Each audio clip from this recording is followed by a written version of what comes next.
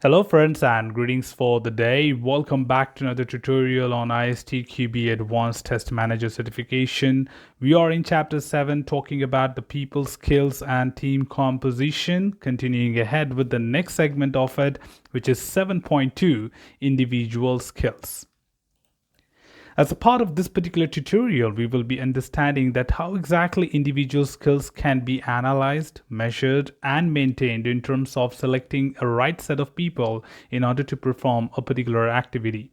For a test manager, it's very crucial to keep a record of all the skill set what each tester possesses and make use of that information when it comes to selecting the right people or right set of people with the right skills in order to perform different testing activities on a particular project. Now, an individual's ability to test software can be obtained through the experience or by education and the training. Each of these following can contribute to the tester knowledge base, including use of software system. That means how frequently a person has worked on it, what kind of experience in the past knowledge they have about working on software systems, knowledge of the domain or business. Now, a software system is different than compared to the domain which you're working for. I can have a software in automotive, I can have a software in banking, I can have a software in e-commerce or many other domains. So having the domain knowledge equally plays a vital role that how well you know about the product which you are actually making where it belongs to. Participation in various phases of the software development process activities, including analyzing the requirements, developing a work product, and technical support of that particular product as well. Participating in the software testing activities can equally be considered in order to contribute to the tester's overall knowledge.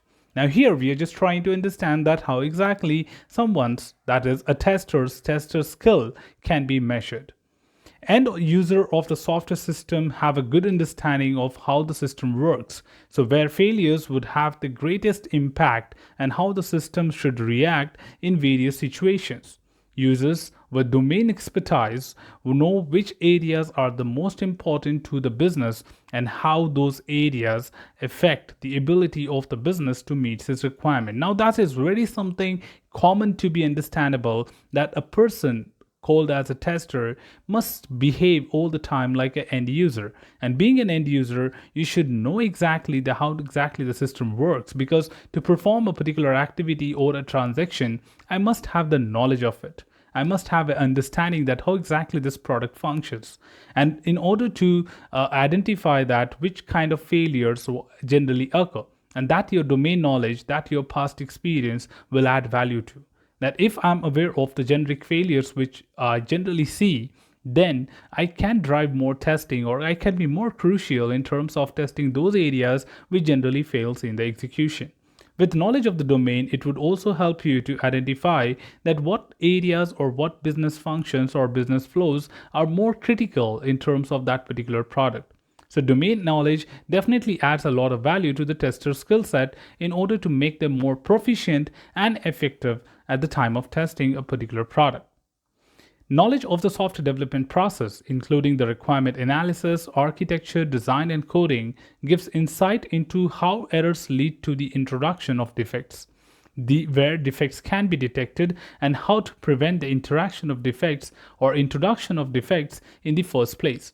Now, for a tester, it is not just important to write the test cases and execute in order to find the defects.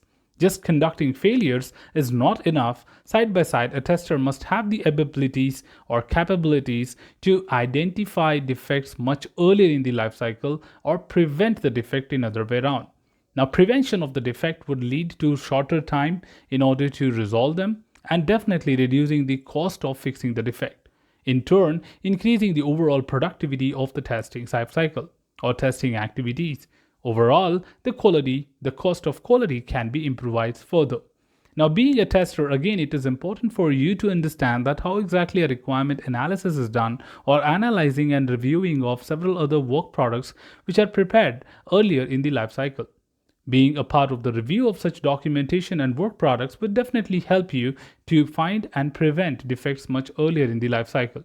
Prevention is always better than cure, and you save a lot of time and money in order to do better and efficient testing work. Specific software testing skills include the capability discussed in the foundation already. Now, advanced test analyst and technical test analyst also has discussed about the same. Similarly, the ability of analyzing the specification, participating in risk analysis report, designing test cases, and diligence for running the test and recording the results. So these are some of the common and major activities which a tester generally gets involved with throughout the software testing lifecycle. So again, highlighting that a tester's skills must include and possess all these activities, knowledge, and performing them should be proficient enough with the tester's skill. Now, why are we talking about all these parameters? Because being a test manager, you should know that what you should look forward to in a tester's profile when you look for hiring them or ask them to join a team where the team has to work on the project. Now, these abilities will be put together to summarize whether this is a perfect match for this particular project activity or we need to look for someone else. In order to continue ahead, we are also further talking about the test manager's contribution here. Specifically for test manager, having knowledge, skills, and experience in project management is important since test management includes many project management activities like making a plan, tracking progress, and reporting to the stakeholders. Now that's basically from the management point of view. Like being more technical is really good, but side by side, being a test manager requires you to involve in a lot of management level activities. In addition to technical skills, interpersonal skills such as giving and receiving constructive criticism, influencing people, negotiating on the contracts are all important in the role of testing. So they're all important. The test manager is just not limited to preparation of the documentation and coordinating for the monitoring and progress measurement. Moreover, they should also have great interpersonal skills to communicate with the team, encourage the team to perform better, and keep them influenced with a lot of inspiration and motivation in order to keep up the good work. And at any point of time, the technical competent testers are likely to fail unless they also possess and employ the necessary soft skills. So developing that soft skills between the testers, among the testers, would also be important for a test manager to deploy or implement. The ideal test team has a mix of skills and experience levels, and the team members should have a willingness and ability to teach and learn from their peers. In some environments, some skills will be more important or more respected than the others. Now, are we talking about the mixed team here? Now, what exactly a mixed team basically stands for?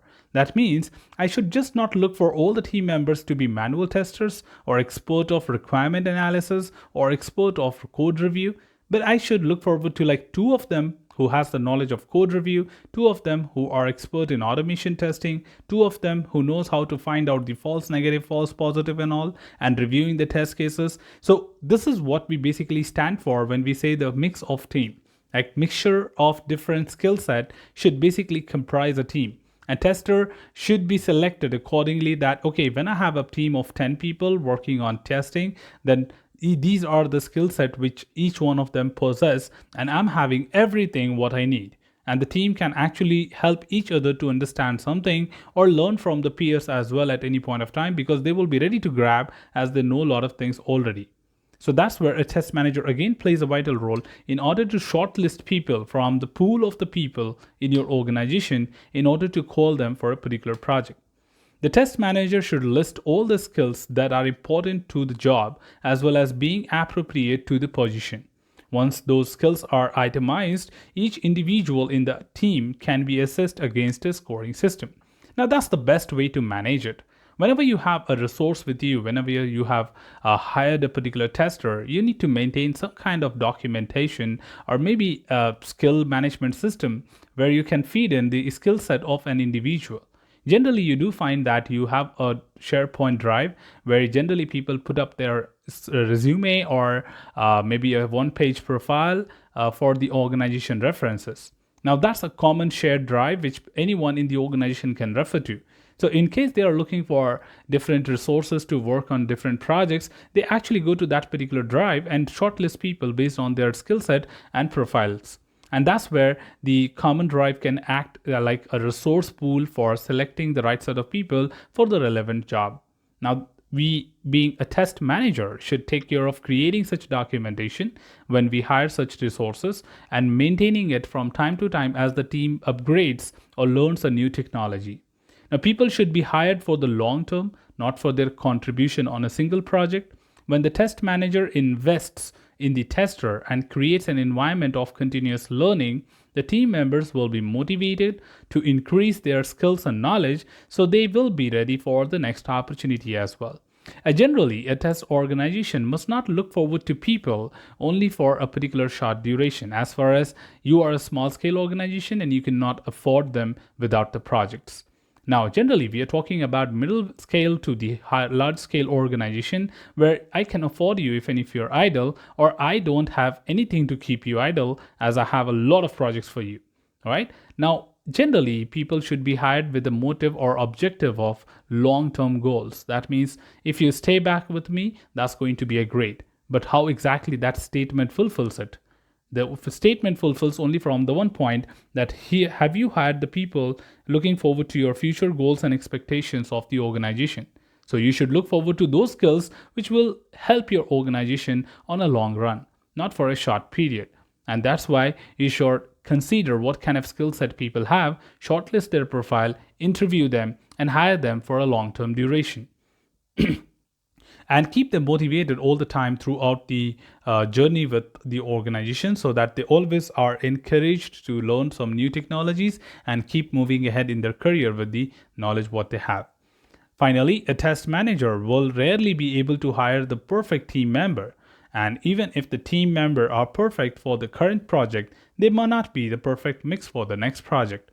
The test manager should hire people who are intelligent, curious, adaptable, willing to work, able to work effectively as a part of the team, and willing and able to learn anything new. Now, of course, we do agree to this statement that no matter how well prepared you are, how much knowledgeable you are, and what kind of experience do you have as a test manager, it's very difficult to get the right and perfect profile for a particular job. That's where we should always look for certain special abilities from the point of like intelligence, curiousness, adaptability, willing to work in terms of like the hard and smart work, able to work effectively as a part of the team, and a lot many other assets. So more than the job description, you can always look forward to people who are self-motivated and encouraged in terms of exploring something new in the world of technology, and from time to time keep upgrading, push to new activities, new responsibilities, and they should be ready to take it. Ready to take it basically helps them to learn and move on. So actually, you don't hire a right profile, you just make them the right profile after getting hired. But to do that, you should know whether they are self-centered or not, and definitely they are able to grab everything what you are ready to offer them. Well, that's all from this particular tutorial, team. Should you have anything else, feel free to comment below. I'm always there to address your queries and answer them well. Till then, keep learning, keep exploring, keep understanding the context. Thanks for watching the video, team, and happy learning.